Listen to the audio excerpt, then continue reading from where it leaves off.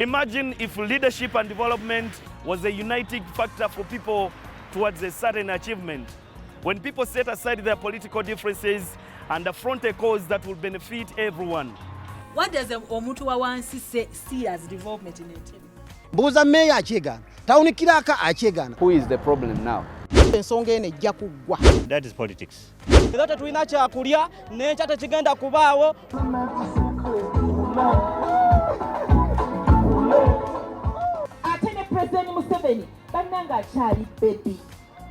Join us every Saturday from 9 to 10 a.m. as we discuss matters in Entebbe, the first Uganda's colonial capital, and what it deserves. Okay, tubaniriza olunaku olwaleero neera kubeera nti mutwegaseeko nga bulijjo olunaku lwa mukaaga tubeera wano nga twogera ku nsonga ezikwatagana ku Entebbe. Neera olunaku olwaleero ate tukomyewo okubeera nti tunyumyamu tuwaayamu nammwe abatulaba. Tweyanza tusiima buli lunaku lwe tujja wano muwaayo obudde ne mutuwuliriza. Twagala okusiima banaffe abali mu mawanga ag'enjawulo, Bannantebbe, Bannayuganda.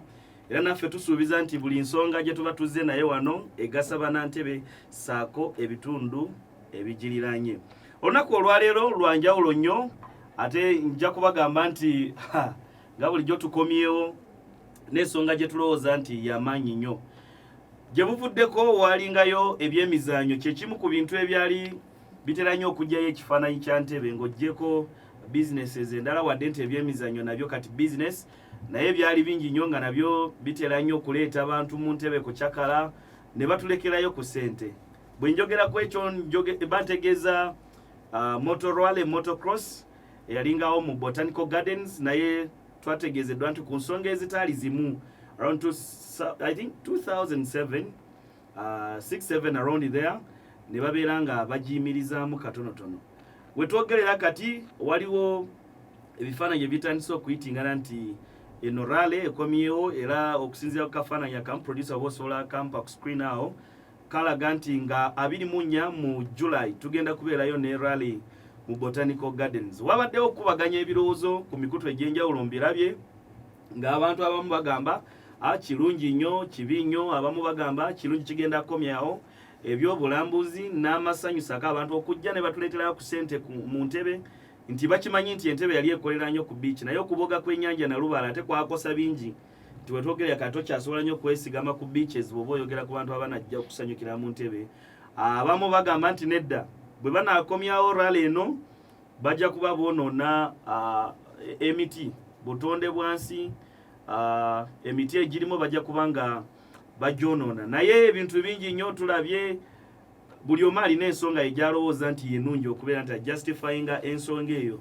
Naye neera tukomyewo nate okubeera nti twogerako ku eno ensonga, naye tugitandikidde wansi nnyo kubanga twagala tugikwate from a business perspective, from a recreational perspective, and all other things that are revolve around a common man. Kyobolaba tetwagadde nnyo ku luno tutandikire waggulu kuba twagala tulowooze nti ebirowoozo byaffe n'enteesa zaffe ate abakulu abakola ku nsonga ezo, oba ku kanso oba mu Narrow abatwala Botanical Gardens, ku lw'Abannantebbe oba NEMA n'abantu abalala bekikwatako, nti bagenda kuba bazitwala basinziire okwo okubeera nti oba basalawo ekyenkomeredde oba balinako kye batubuulira.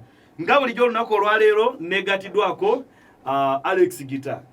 Ntera kumwanjula nga ngamba alina ebitiibwa bingi nnyo, tags, portfolio bingi nnyo, musajja munamateeka, munabyabufuzi, ate munabyamizannyo. Naye ku luno tujja simanyi tukozese ekiko Kigita. Munabyabufuzi, munamateeka, nkubaganya ensonga yaba oba Munnantebbe ku mukutu guno nga Munnayuganda atunuulira ebyobufuzi, atunuulira n'ensi ne contemporary we. Okay, ndine Ken Simba. Ken Simba is a professional tour. Can I say what is the best tag for it? Well, you would say a tourism expert and a conservationist actually. A professional tourism expert, a conservationist. Ambalina mu studio. Njaga kwanga ntandikira wa Ken ngolinayo butikitiki okubuza ku Bannantebbe abatulaba, then oluvanyuma nja kudda ewa coach Kazidalo Kako. Banaye Bannantebbe abatulaba sookera ddala okubalamusa era mujebale gye mukola mwebale kuba bannantebe balungi mwebale kuba mu kibuga kyaffe kino eky'Entebbe eky'essanyu era eky'ettendo era mwebale okubanga mubeerayo gye muli era Ivan nsanyuse nnyo okubanga ondeeseeko wano mu studio okubaganyako ku nsonga actually nga introducinze ensonga enkwatako mu ngeri nnyingi ekisooka nga wogambye ndi mu tourism nga a tourism expert byebintu bye nasoma, it's my profession. Then I'm also ndi conservationist, ayagala nnyo ebyobutonde bw'ensi naye ate n'ekirala ndi munamyamizannyo wano mu Entebbe abasinga bamumanyi ku byamizannyo era n'ebyobufuzi nayo nga omanyi nayo gyendi so kirungi nnyo nti ndi wano nsuubira nti debate eno nja kubanga nina kyenjigattako ekyenjawulo.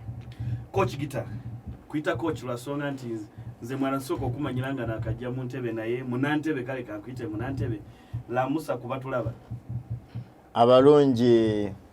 abalungi abatulaba nabo manye eriyo n'abatuwuliriza obuwulirizi nga tasobola kutulaba naye oluusi emirimu gyakola busy work schedule naye nga ataddemu akantu awuliriza abasajja abakubaganya ku birowoozo ngenda tutwala obuvunaanyizibwa buno nate okubabuuzaako mwenna n'okubakulisa week ebadde mpanvu nnyo okuva lwe twasemba okubeera ntukubaganya ebirowoozo bwe twatunuulira omwaka mulamba ogwa political office bearers okutuuka kati twalinamuko ndowooza lumu twalina okulamaga kw'abajulizi enamugongo then netubeeramuko ne Heroes Day olunaku lw'abazira paka nakaakano ntwala omukisa guno beebaza n'ensaasira abo abafunye challenges oba ebizibu ebyenjawulo ate era n'ensanyukira kwabo abafunye ebirungi ensonga nnungi nnyo ze tutunuulira era ze tukubaganyako ebirowoozo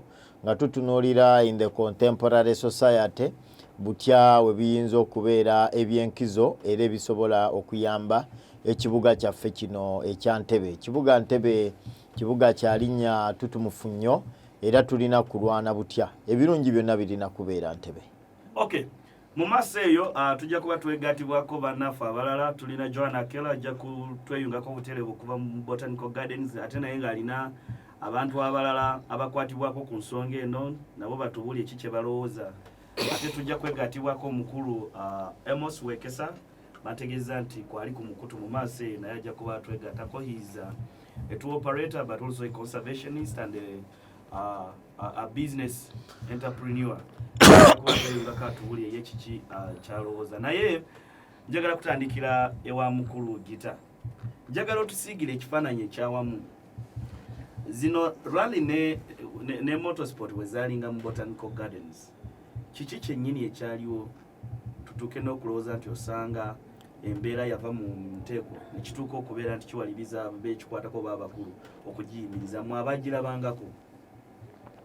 Mu kusooka kwa byonna kyesaayogeddeko wali eri nti mu wiiki eno twetaba n'ekibiina ekya Youth Go Green okusimba emiti egyenkanankana ndowooza emitwalo 20 mu kibuga eky'Entebbe ogezaako okulwanyisa n'okulaba nti nno obutonde tubulowoozaako era nsuubira ekikolwa kye twakola.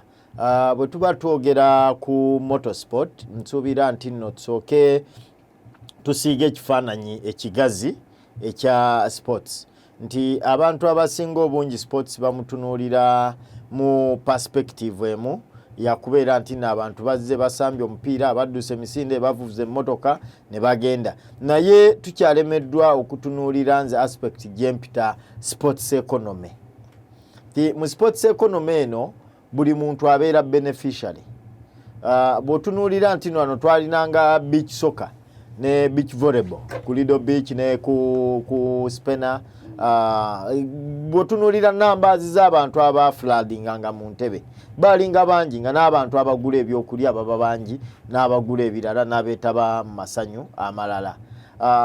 Twaluzinga opportunity ey'okuhostinga event ey'amaanyi ennyo the African Beach Tournament wano Entebbe because of abantu baffe okubeera nti obwongwe butunuulira watono tebutunuulira wagazi. kakati mu budde buno nga tutunuulira motorsport. Motorsport gwe muzannyo ogumu ogutabeeramu banaku. Omuntu asobola okugenda okulaba okuwagira emisinde nga badduka cross country naye nanywa ecupa y'amazzi emu ey'ebitaano oba ey'olukumi. Ne mu motorsport omuntu omu asobola okunywa emitwalo gya Uganda 10. Simanyi bye baba banywa ennyo. But that is motorsport. So nti si muzannyo mupya Entebbe bw'otunuulira nti nno the last events ze twafuna Entebbe zaalinga night sprints mu Botanical Gardens. Naye mu biseera ebyo era waaliwo abalwanirira obutonde bw'ensi. Era obutonde bw'ensi tebwakosebwa mu budde obwo. Era tewaliiwo muti gwe baakoona ne bamenya mu budde obwo. So naye kyekyayamba nti bw'otunuulira numbers that flock in Entebbe. Abazze okupangisa ebanaasula, ebyokulya, ebyokunywa, entertainment. So otunuulira nti no, it is a beneficial aspect to the people of Entebbe. However, tulina okumanya nti no ewabeera numbers ennyingi wabawo ne criminalities. Kyotayinza kurulinga out naye nga the best option gye tuyinza oconsideringa that Entebbe should now look into the direction of sports economy and should look into the direction of opening up opportunities. Whatsoever opportunity eri mu Entebbe mu sports ekozesebwe ejja kusobola okuyamba okutumbula ebyemizannyo n'okutumbula economy ey'Entebbe. Nkuganda if it so happens tikwabiri mu nnya July motorsport eri mu Botanical waliwo abaali tebalabanga ku mmotoka eyaka amataala gonna naye yasooka kwakira mu Botanical yenna ng'ayaka ati. So if it so happens rally eyo nebeerawo o sprint eyo, the change it will make to the name of Entebbe, first erinnya ery'ekifo eky'Entebbe liba lisaasaana. Buli erinnya we libeera nga litambula. So Entebbe is the product. Fena gye tulina okulwana okukola ki? Okutunda. Mwabawangalira mu media mumanyi nnyo gamba there is no bad publicity. Omuntu oyinza okulowooza omukolako bad publicity naye ng'ate kimuwa ki? Mileage. So kulwanga ensuubira nti no bwe tutunuulira ne tugamba tugende mu maaso ti motorsport mweri, tulina rugby, tulina football, because I think of late tugenda kubeera ne second edition ya Entebbe Championship. Wotunuulira abantu nga balina vibe buli kisaawe. So kulwanga ensuubira that it's the best way to go. Ekintu kino kyalinga kitya olowooza bannantebe bakifunangamu batya oba kyakosanga kitya Entebbe nti okutuuka n'ekiseera bakijjawo ne kibeera nga tekikyali ekyokuvuga digi n'emmotoka z'empaka mu Botanical? Okusingira ddala era kochi nga wayogedde sijja kwawukanako na byagambye ate sijja byongerako kuba byayogedde byebyo nti ekintu kino ekyabeerangawo mu Entebbe first of all kyayambanga Entebbe economically. Anti abantu bajjanga mu bungi bwabo ne ba contributing. You know, whenever wofuna abantu volumes z'abantu mu kifo zi contributing, they spend. Era mu motorsport abantu abatambula mu motorsport oba ogigoberedde they are big spenders. Ate ne motorsport ng'omuzannyo gwennyini tegujjumbibwa nnyo bantu batalina ssente. Just emmotoka emu eyo gy'olaba ya motorsport eri mu million nga 5 plus emmotoka emu weeti. So it's a unique product. Era we bajjanga mu Entebbe twafunanga ebintu bingi nnyo nga wabyogedde hotels zaffe, abaana batunda emmere na biki. Naye nze ndowooza obuzibu bwava ku environmental issues. Omanye environment eno tulina ogihandlinga sustainably. Tulina okulabanga obutonde bw'ensi tetubudegradinga up to a certain level. Kakati mu bintu byonna bye tukola tulina okulabanga tetudestroying naye ate nga tukozesa. Oba okitegeera. So ndowooza by then tewaliwo synergy emala oba tewaliwo balance emala nti ekintu kiyinza okuba nga kyesulikamu nnyo ne kituuka ekiseera nga tetwakola kye bayita environment impact assessment nti ekintu kino tunakikola ennyo kinaavaamu ki. Obviously kyendowooza nti abantu mu NEMA kuba be bakwataganyako Botanical Gardens eyo bakitunulira ne balaba nga waliwo ekitandise okuvaayo oba waliwo ekitandise okuaffectinga environment ne basooka bakistoppinga, but that was because initially tebakola ekyo kyenkugambe kye bayita environment assessment impact eyo nti wetunakikola wetuti kinaakosa kiti ebyobutonde. Okitegedde coach oba mukulu Alex Gita waliwo akutya nti bwe banakkiriza eno rally nekoma mu Botanical Gardens gino emiti vice president gye yatongooza gye buvuddeko okusimba waneeno n'egirimu emirala abantu bagenda girinnya.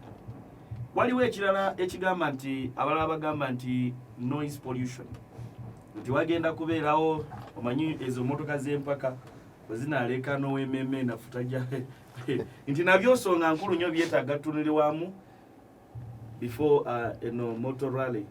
Waliwo n'abasimbye ekuuli bagenda kukunga baana abo bagambe nti tezidda waneeno. Kakati kensooke ku nsonga emu gy'ogambye ey'emiti egyalonkingiddwa ne gisimbibwa.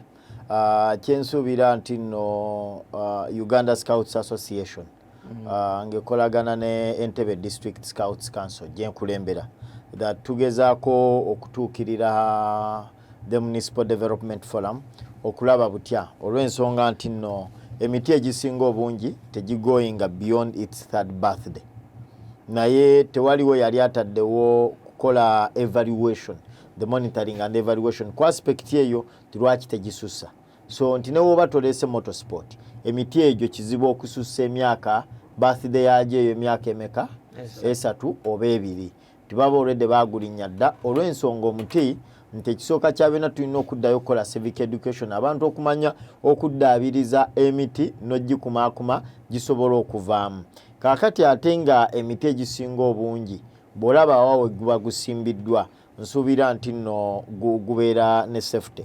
Ekintu ekirala kyensuubira kye tutannaba kutunuulira nnyo nti n'emiti egyo gyavesitingibwa.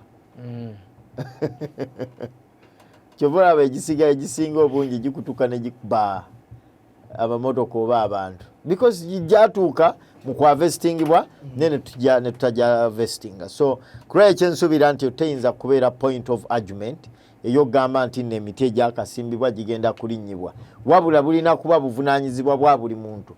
Nja kukakasa nti nno n'oyo agamba omuti bagenda gulinnya ayinza okuba yakamala emyaka ena tasimba yadde omuti gw'ovakkedo, ne kati akaabira guli gwatamanyi nawawe bakola ki we bagusimba. So tusoke twale the cardinal responsibility ng'abantu okumanya that we must create this world and leave it far better than how we found it.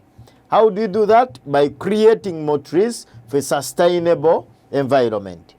Ku issue ey'okubiri eya noise pollution, any person who alludes to such an issue is not an Entebbe person. I repeat it. Any individual who alludes to the issue of noise pollution by the motorsport industry is not an Entebbe person. Why?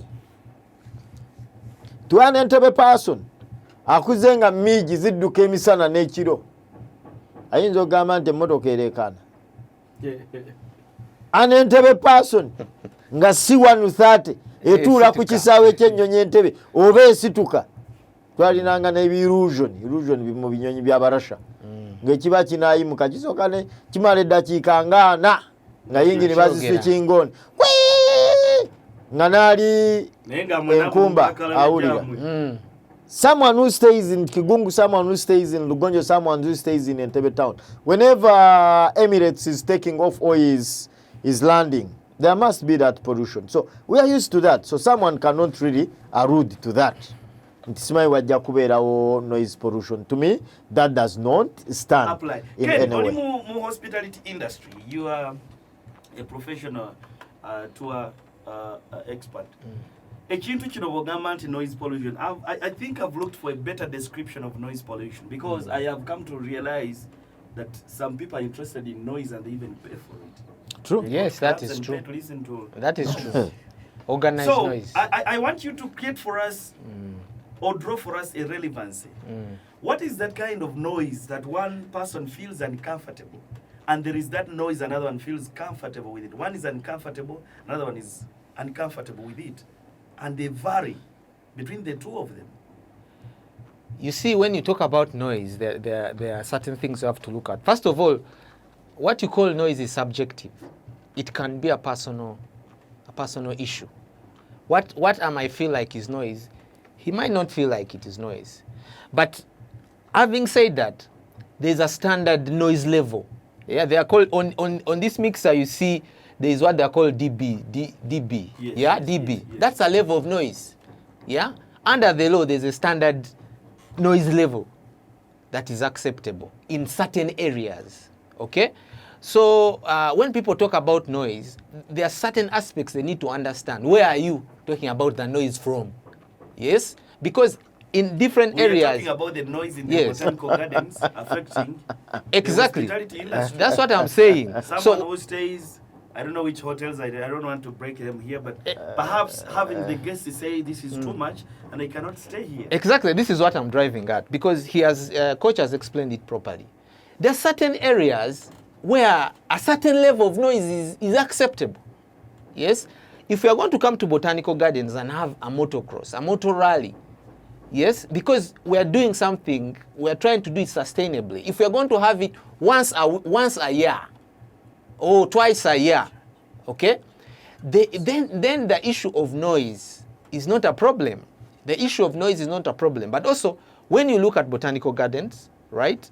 When you look at botanical gardens and where it's located, yes, apart from Imperial Hotel, Botanical Hotel, there are not so many facilities of a kind that are around botanical gardens. But so also, are you trying to tell us that people who will come for motocross, because I have covered motocross personally. Yes. Abantu abagenda okujja balabe motocross mu Entebbe bo benyini tebasobola kusula mu Imperial Botanical Gardens, nti kati abalimu abasuzeemu bo bajja kijja balabikiranga ekibamalako emirembe gyabwe, so kati bano bo balina okubanga tebatataganya bali abasuzeemu. Ivan, let me interject. You see, World Cup 2022 is going to be in Qatar. I will tell you there are a number of 5-star hotels, yes, and there are a number of sports fanatics like those guys from UK. Who will go in and then they will not even get into the accommodation, but they will spend the entire night outside and then making noise, yes, and then enjoying. But when it is a 5-star hotel, actually, and then it will be fun and okay. So someone getting into Imperial Botanical Beach Hotel and then to have a night or close to 5 nights, as well. Someone in Motorsport can come. Those as Ken said, Motorsport is for big spenders. It's for big spenders. You might find that those guys come and then make. But their also, let me just give you an example of the Formula One that happens in Bahrain. And I've been at Silverstone in the UK. These places are in accommodations. The way this Silverstone runs, the way these Formula Ones, they run around hotels in streets. So the issue of accommodation for an event that is going to happen once or twice a year, which actually brings revenue to these tourism accommodation sites, is not an issue at all. Because what I would look at is the environment, what's its impact on the environment. And when you look at it happening for just, very few times a year or once a year, then it's not a problem because it has no impact. It has no major impact. If it's going to happen for a day or a weekend, actually, 2 days in botanical gardens of noise, whatever level of noise it is. Emotoka neziberawo ennaku 2 mu botanica nga zidduka tezirina n'emiti gyekanga namuko giyitiridde okubeera mu kasirise. Tugenda mu kuwumula mukulu gita njagala kubawa dakika emwemu.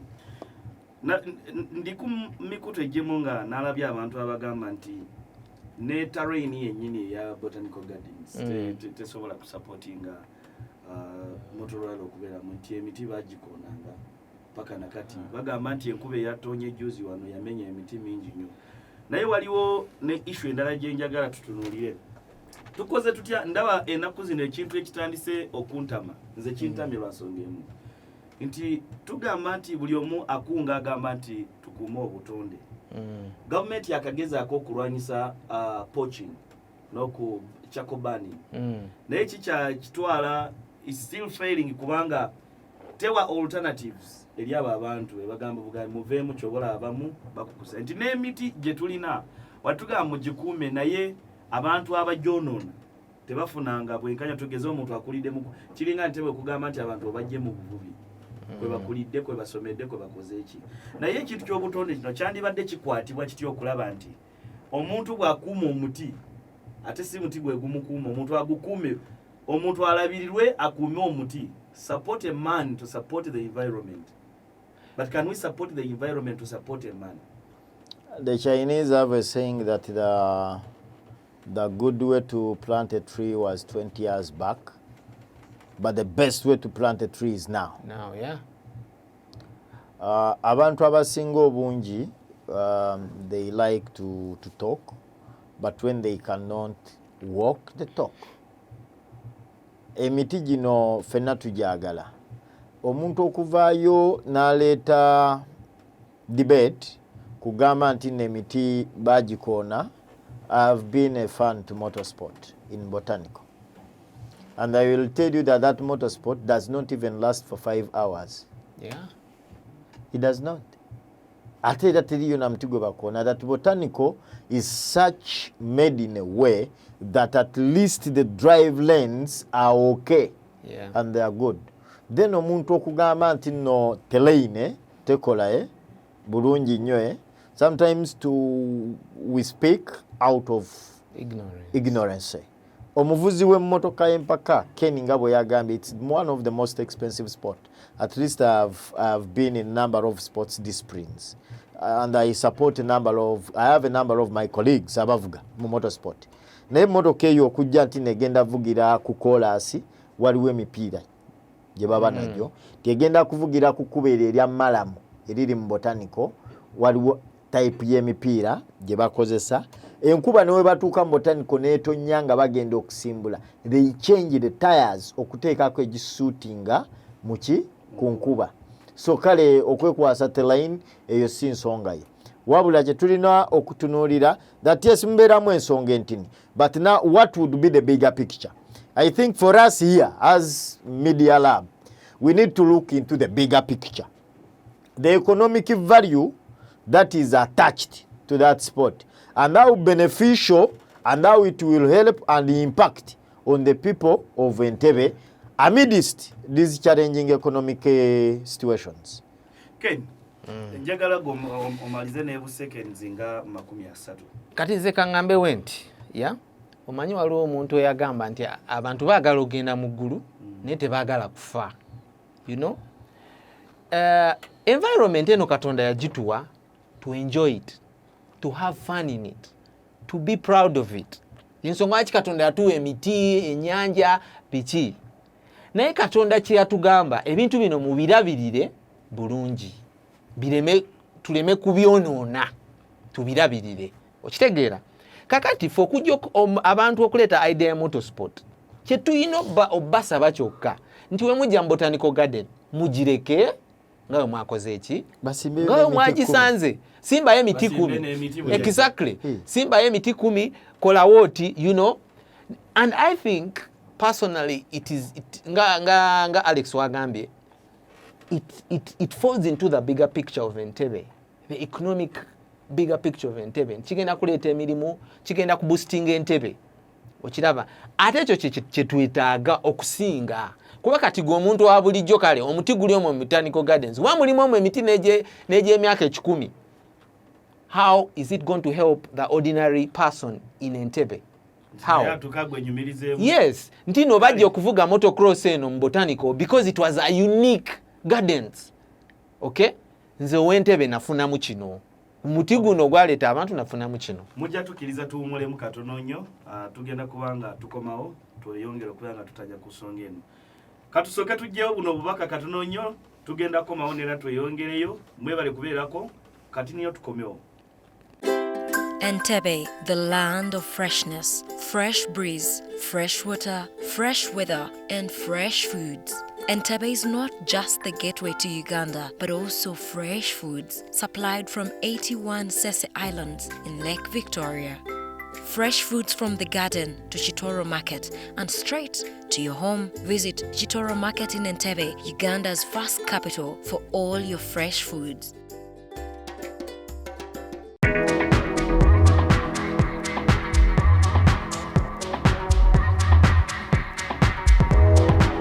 Welcome to Entebbe.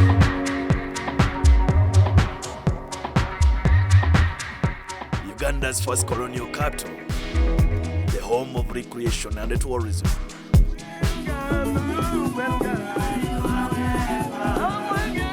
Meet its welcoming people and enjoy the fresh winds from Lake Victoria.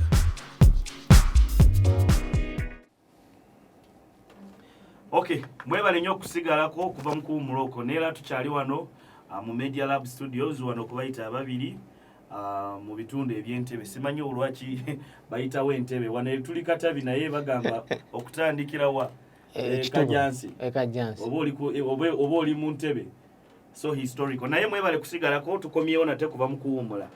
Before nga tetunagenda mu kuwumula n'abategeeza nti tulina bannaffe abalala bagenda okutweyungako. Tulina Joanna Kello.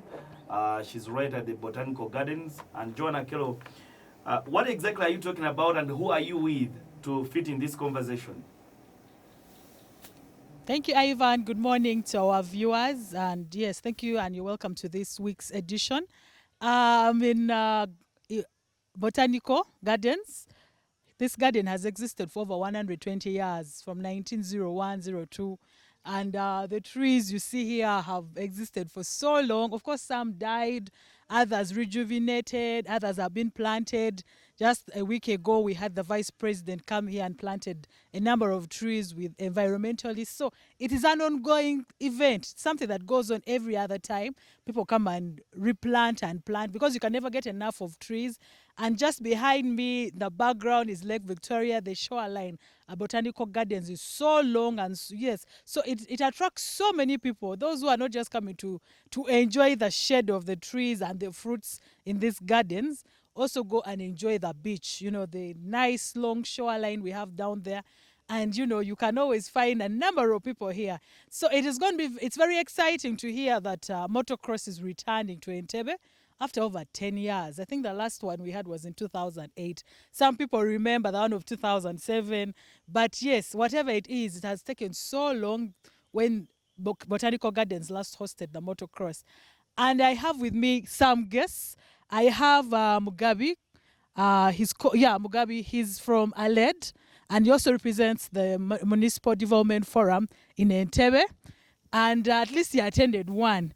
Yes, so Mr. Mugabi, good morning, sir. Yeah, good morning.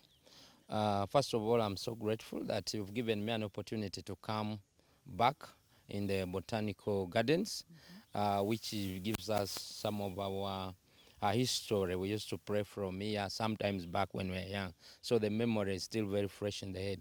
But I'm also very grateful that we are talking about one of the hub which could generate a lot of income for the city and for the country, as well as also enjoying the nature. So I'm so grateful to be part of this discussion. So, Mr. Socrates Mugabe wears a number of hats in Entebbe, but as someone from Aled, what is the potential of Botanical Gardens and it hosting, you know, motocross? And also, actually, let's start with the last motocross you witnessed here. What was it like? And when they tell you that it's coming back, what are the memories that it brings back for you as a resident of Entebbe? Yeah, it's very interesting. I remember very well it was 2006 after our even fine exam, O-level, I think, if I remember very well. And we had one of the most interesting motocross here, which gathered many people from all over, I think, Uganda. And we saw some of the icons of racing also coming to this place, and we saw business also booming. But what I remember very well, after leaving in the morning, there was a lot of news all over how People got accidents, how some stray cars killed some people. And also we realized that there were some excesses of human beings. Some people, they lost their assets, their phones. Others were also raped, some women, because there was lack of rules of the game by that time. There was no rules very well. The security was overwhelmed, according to what we had. And the picture was not very good. But also there was also a lot of the economy of Entebbe at least was left when it was shaken. People had to get some money. Was it shaken nicely or? Yeah, it was shaken, and people could harvest, as we know very well that when you have 10,000 to 20,000 people in the place, and these are people who have come, the villas, they have come to enjoy, they are going to spend, they are going even to buy everything they can and they feel like they like, and that money would be able to move to everyone in Entebbe or those who had businesses. So this was a basket for many people. The motocross could give them that opportunity, and every type of business could find at least a space for the motocross. But unfortunately enough, we are not having it for so many, like 10 or more years here. And I would be very happy to understand if there is an opportunity to get this motocross back, but also considering some rules of the game where we could see that this time security can be beefed up, they can be lights, because the place was so dark by evening, and all that led to excesses of behaviors and the human being. Okay, I'll come back to you, Mr. Mugabe. Let me first get Jonathan Baguma. He's a tour and travel agent. Yes. And he's also of course, that means he's involved in the hospitality business. So, Mr. Baguma, motocross, what exactly comes to your mind when you think about motocross? Personally, I love motocross. There is something called sport tourism. Okay. It is something that we can embrace. There is sport tourism whereby golf is one of those that is in Entebbe.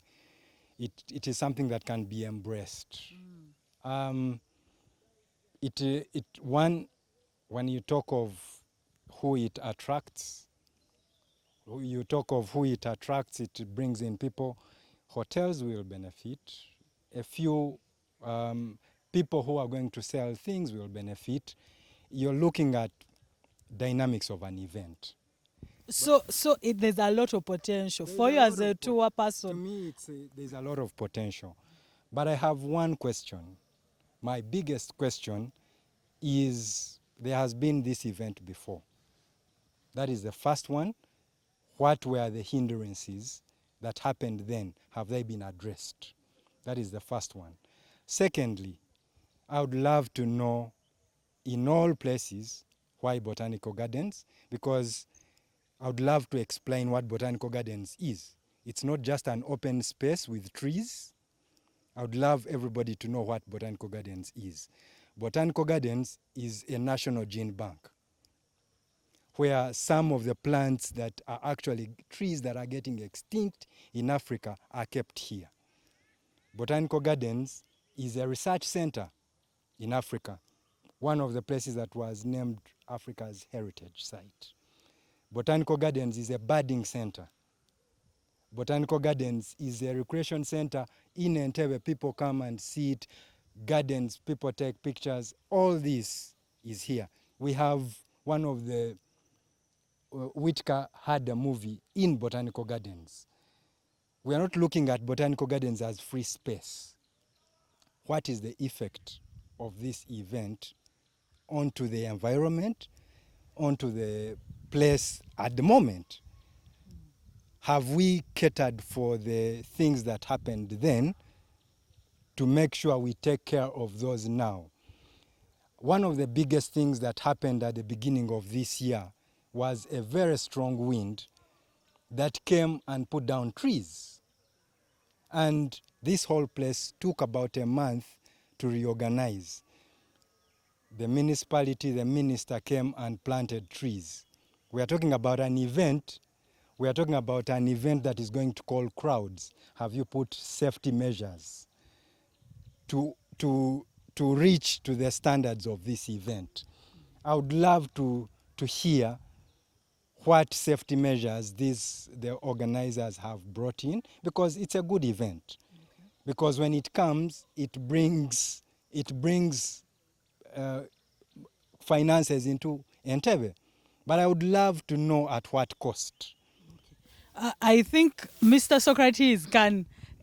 Mugabe can tell us, Mr. Socrates, what economic, it brings us to the debate of environment versus development, or sports tourism vis-a-vis the benefits, but also at what cost is it on the environment. The things that could have led you to not be hosted in these gardens for so long. For you as someone at MDF, the Municipal Development Forum, has it come to your attention that one, the motocross is returning on July 24th, and the things that Mr. Baguma has put across, plus also the reservations you also already said, as MDF or as a resident or someone who sits at the topmost, what can you say about the things he has raised and those considerations? Yeah, thank you very much. Mr. Baguma has raised a very important points concerning how this place has been preserved for ecology, some ecological studies. And it's very true, we have many people who come to study from here. But also when you look at I would scale it to Entebbe, the economic envelope of Entebbe. Today you cannot trace very well how much do people of Entebbe gain from here. And also you cannot know what council is getting. It has not been structured and put in the system so far. But I would like to tell you that I believe in a free market. I believe where people challenge themselves depending on where they are, and then they realize how can they live and how can they sell something or buy something. This place became a market where people could exchange goods for services, goods for money, and also services. And it generated a lot of income in Entebbe. And that money was even so much that people could plan for it and know that at least in December on 27th, I'm going to make sure I get the school fees of my kids. I'm going to make sure I get this. But because of some weaknesses somewhere of the prayers maybe, we can no longer have this. And you know very well that right now, many people are living in Entebbe, even the children who have grown to this place, they can no longer have something to engage them economically. And for me as a person, I know that human being and the society, they always challenge each other. Now, the issue at hand, which Mr. Baguma is bringing, is the issue of the knowledge. How do we extract the knowledge to make sure that environment coexists with the market? Because you cannot, and the last thing you can kill is a market. Environment can die and man live for 3 weeks. But then you cannot kill the existence of man, the economics, which gets man food on the plate, and then you think you are going to have this place coming in. So what I would request for the stakeholders in this thing is to see that they make sure we get enough knowledge. I would like to say this, that the ecologists say for over 400,000 years, man lived in the Stone Age without knowledge, and he could live in the forest. But there was one time where man got knowledge and made iron and started cutting trees to make houses, and that's where civilization started from. And today the civilization we are looking at, how do this place exist with market? Because we know we are sitting on the gold mine where we can have people making money from here and even be able to develop the area. And I would like to say that the society will grow from the bottom. And the bottom means that the people who are living in Entebbe, they should tap into this. The people who are coming to study about the nature, the tree we are having, it's good. But those are people also from far from US and where. But then how are the people of Entebbe going to benefit? It is through the events they are going to put up, the people they are going to hire, the cleaning they are going to do, the watering, the preserving. But that one, the motocross brings all those opportunities. But also I will say that what they should have to put in place is now the safety measures. I will tell you the most concern, the biggest concern there was not felling down trees or vehicles, whatever, knocking trees. It was security. And then we have to make sure that how do we improve this place so that there is light, because people could live at around 6 When there is darkness, those who stay, they get all those problems.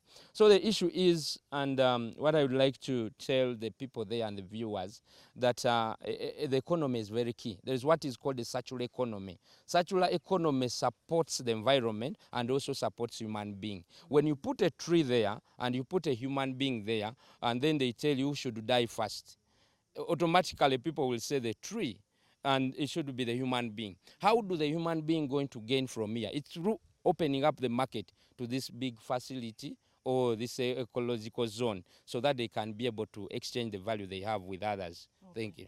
Thank you. So, Mr. Baguma, in a few minutes, I know you've not talked much, but it seems Mr. Mugabe has addressed some of your things, and you agree. Can I request something? Yes. I would love to talk as a business person, not as a book reader who talks about finances and all those that I have read. When we talk of economics of Entebbe, and you're talking about sustainability of one event to take care of an entire community, it does not make sense to me. I would also love to understand from Mugabe that one event has sustainability to feed each and everybody, to sustain themselves, take them to school and do all those things. What I explained, I would love to do two scenarios. What I explained was Botanical Gardens is more than just An open space. An open space. There are guides here who are they are feeding their families because of guiding. There are people here who are doing research. Right now, as we are talking, there are 10 buses of students who have come to do their field work. All that money goes into that. The last one that I would love to run away from is an example that I would love to give where Uganda has lost money. Nambole had events. And out of these events, we looked at Nambole, it was getting this income. I want to look at sustainability and long-term situations. What is the income generated in this vis-a-vis what will be generated? As we talk right now, Nambole got spoiled because of events. The turf could not go on. The cost of working on Nambole is way higher right now that for the last 4 matches, I would love to get figures how much the government has paid or the sports fraternity has paid another pitch, another stadium to host St. Mary's Chitende to pay for the national games. When you look at that and what is happening with Nambole, what I would want us to not talk about in terms of, I'm in business, I know what sustainability is. Sustainability is continuity. What happens every day, not an event that is going to happen today and then tomorrow everything is spoiled and we have to spend money, more money, to put up what has been spent. I would like to know, what about the trees that have just been planted? Let's not just look at trees. We are looking at the environment. I would love to hear a report from the environment of what happened last time vis-a-vis what is there now. Have these been taken care of? I want to see this event. I know. I would love to hear the safety part of it. How have we taken care of what was there that is not going to happen again? Thank you. Thank you so much, Mr. Baguma and Mr. Mugabe. They have given us very interesting views. And I know the town clerk, when we had an interview with him last month, he talked about also some of the reasons why the motocross was stopped in Entebbe. Among them was environmental issues. But then also the issue of security has come up. And I know the DPC of Entebbe is going to listen to this interview and listen to the views of the people, your reservations, and then also what you expect them to put in place. You welcome. At the end of the day, they do not say motocross is bad. They're talking about what has been put in place to ensure that it is safe. Yes, it happens, and then people make money, but then at the end of the day, the gardens must continue. It is something of 120 years plus, so it must continue, and also these events come, and at the end of the day, everyone is happy. The trees are happy, the players are happy, the market people, the business people are happy, hoteliers are happy. But to make everyone happy, it will have to come at a cost. And these are things that, Ivan, you can tell the people back there that they need to think about as we look at the motocross coming on July 24th. Thank you so much, Ivan. That's it from me at Botanical Gardens. Okay, that's my colleague John Akelo there speaking to some other, concerned parties on this matter. But I'm also joined by the CEO of Great Lakes Safaris. He's also a tour operator, a business entrepreneur. To also just give us a mind. And Amos Wekesa is right with us. So Amos, what exactly can you say about the revamping of motocross in the Botanical Gardens and your assessment, or what your opinion on the environmental impact, and as far as how people are looking for or opting for this recreation back in Entebbe? Amanya gange nze Amos Wekesa ndi muwagizi wa Motorsport. Kuba Motorsport, especially motocross, abana bange bavuga piki. Ndi musanyufu nnyo kumanya nti Entebbe kati ennoonya ebintu ebinaleeta business naddala nga activities eziyamba nnyo ekifo kukulaakulana. Ffenna tumanyi nti ino kati nga New York ekola nnyo ssente kulwokuba ebiseera byonna babeera ne activities, emizannyo ogamba nga New York tennis, bintu nga New York Fashion Week, ogamba nga UN week, bintu ng'ebyo nga marathon, New York marathon, bibireeta nnyo ssente ku New York.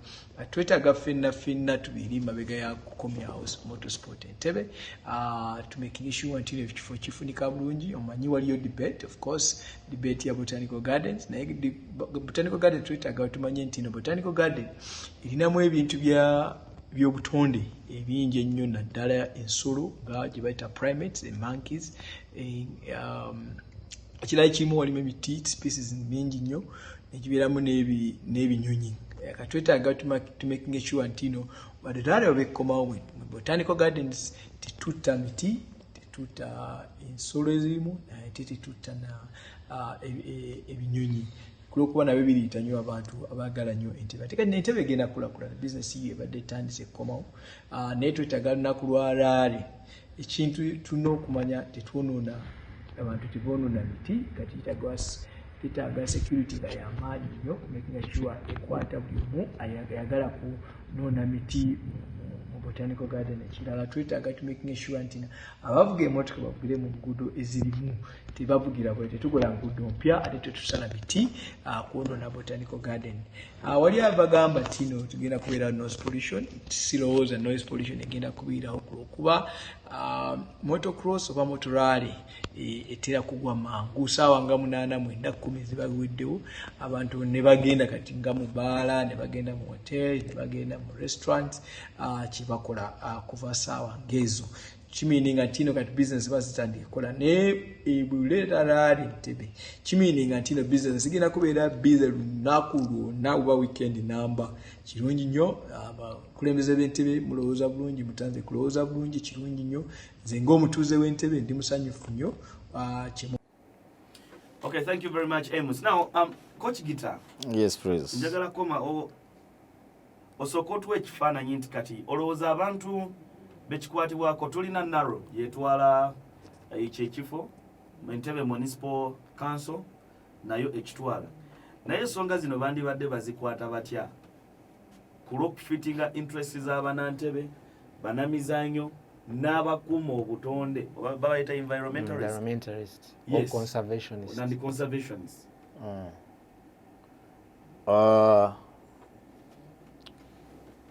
Precisely kyendowooza nti tulina omanyi waliwo kye bayita the bigger picture, then tubeera ne primary issues, secondary issues ne tertiary issues. Yes. So the bigger picture is that we want to revive Entebbe as a place, to create an Entebbe that can bring 10 people on a daily basis, that they have come to the place called Botanical Gardens. If you move around Entebbe and then try to do a simple sampling of whether the people within Entebbe municipality Katabi Town Council, Kajansi Town Council, whether they know what is in Botanical Gardens. You need to find out, because there is a generational difference as of now to the crop that was in Entebbe from the 90s to the early 2000s, and to the crop that is in Entebbe or came in Entebbe from 2005 to date, where we are. That very few people know the relevancy and the importance of botanical gardens. That omuntu asobola okugendayo n'atuula n'awummula n'relaxinga mu environment ennungi. So within the bigger picture, which Naro and Entebbe Municipal Council must now capture, that they need as well to revamp the name Botanical. Okusobola okubeera nti omuntu amanya ti Botanical ekola ki? Wano leero tutudde waneeno, Naro would pay you. Because there are thousands who had forgotten that botanical gardens exist. Kati tulina abayizi okuva mu masomero abalambuza abalala bajjo okukola budding mu botanic eyo. Okutya nako kuli nti abantu abo bwe tononeje emiti bwe tebagenda kujja. Sinaba kufuna muwendo mutuufu abalambuzi n'abantu sekinomu. Nze nagendayo Lumunga waliwo abasajja abakuŋŋaanya awo ssente ku gate awo. Neba ssente ezo ziyize. Kale katuchileke naye ekisinga obukulu nga oyogedde ekisinga obukulu mu kintu kyonna is sustainability. I would expect that abaganda bafe abali mu Naro, they have done this assessment, yes, and they know this is their job. By the time they give a go ahead, Naro katulinayo abaana abato abagezi ate abagala environment we banaamanya nti no, this is the way to go. Because I'll give you an example. What is happening in botanical gardens? Ensendera zonna zibikola. I'll give you an example. Exactly, that's where I'm going. Twafirwa, yes, because we have the infrastructure to do such a thing. Have you followed the returns on Nyege Nyege? It's one of the biggest events on the it's becoming yes. Yes. Have you tried to evaluate economically how it impacted on Jinja as a city? Have we now the other element Jenjagala abantu bamanye that these birds keep on moving day and night. They migrate. The betterment of Entebbe is that we are a peninsula. We are the only place where they can come and keep for some time. But also let me make a clarification on animal behavior and what really happens. You see, an animal to be affected by something, it has to be gradual and continuous. This is what we call an environment assessment. Nti olunaku olumu oba ebbiri mu botanical garden, nga tuvuga emmotoka, lunaagoba ebinyonyi. I don't think so.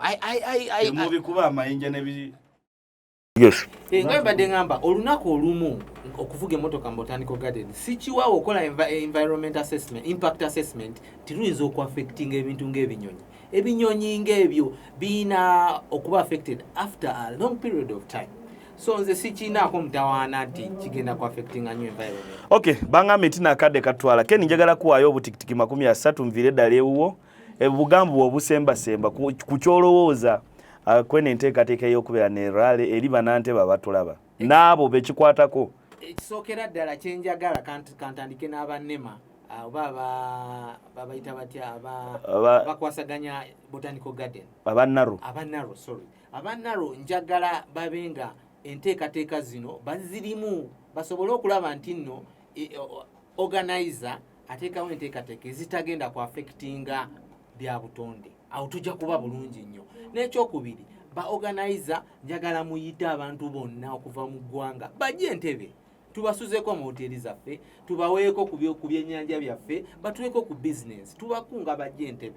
Nze ng'omuntu omu ali mu byobulambuzi, nze ng'omuntu omu mu Nantebbe, nsanyuka nnyo nga activity eno bweti bagyorganize ng'eri mu kibuga kyaffe. Omukulu Gita, njagala obugambo bw'obusemba ngenda kuwa dakiika seconds 40 omuwadde butikitiki 30 naye naawe kankuwe butikitiki 40 kubanga ebyo byotera biwumbawumba mangu.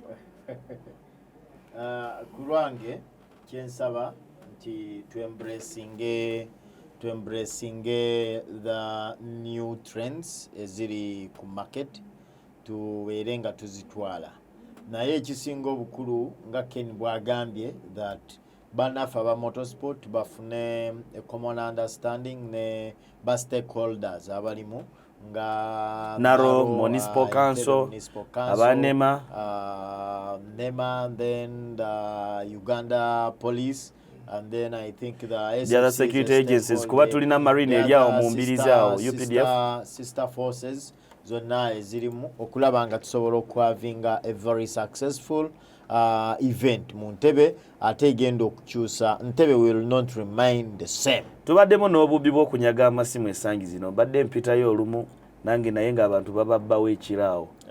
Kyetusuubira that tujja kufunayo olunaku nga lwakwogera ku security and insecurity, though abantu abasinga obungi balowooza security kwe kubeera nga oli munju yo tebakutute, but now we have economic insecurity, we have food insecurity, we have employment financial insecurity.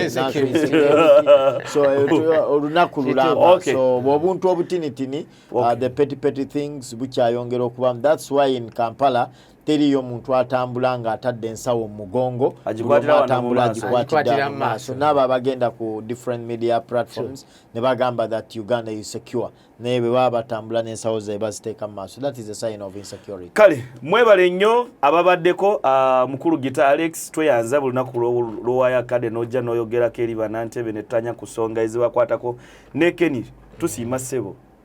Amina. Twagala kweyanza ababaddeko tulina Bannayuganda Bannantebbe abawangalya mu nsi z'ebweru United States, United Arab Emirates, Canada mubeerako buli lunaku mwe mukola nnyo ate omulimo gw'amaanyi kuba olumala show bwetuti ogenda olaba nga bataddeko bu comments buli bye mwogerako baba babiwulira bulungi naye Bannantebbe bennyini ekiba ekirungi tusaba nti mukitwale ekiba ekibi naffe wano tuba tukivumirira gwe kikwatako nga tukwogeddeko nolowooza tetukwagala si nkola yaffe just oba oyagala kuleetawo bukyayi naye tulowooza nti ensonga bwe ziba nga zikwata ku Bannantebbe tula ku meeza bwet ne tuzoogerako ate zitwalibwanga ez'enkizo. Ku lwakadde nange sigenda kusukawo waneeno kambagalize weekend enungi mugende mu Botanical Gardens mugende mu UWEC mugende ku beach z'Entebbe musanyuke obulamu obwewaka bubowa nnyo era namwe bakulu Ken ne mukulu Gita oluva wano akawongeezo oyita family n'oyitamu mpola mpola ebifo ebyo ne tubimanya ffe. I will be at work. Ate nze nja kubeera ali ku spena kale kumpi awo twesangeyo ng'enjogera y'ennaku zino katuveewo wano mwebale kulaba. Imagine if leadership and development was a uniting factor for people towards a certain achievement.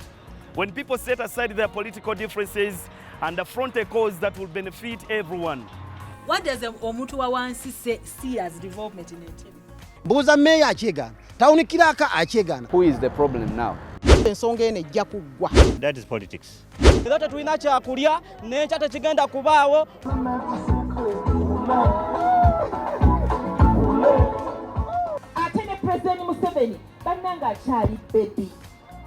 Join us every Saturday from 9 to 10 a.m. as we discuss matters in Entebbe, the first Uganda's colonial capital, and what it deserves.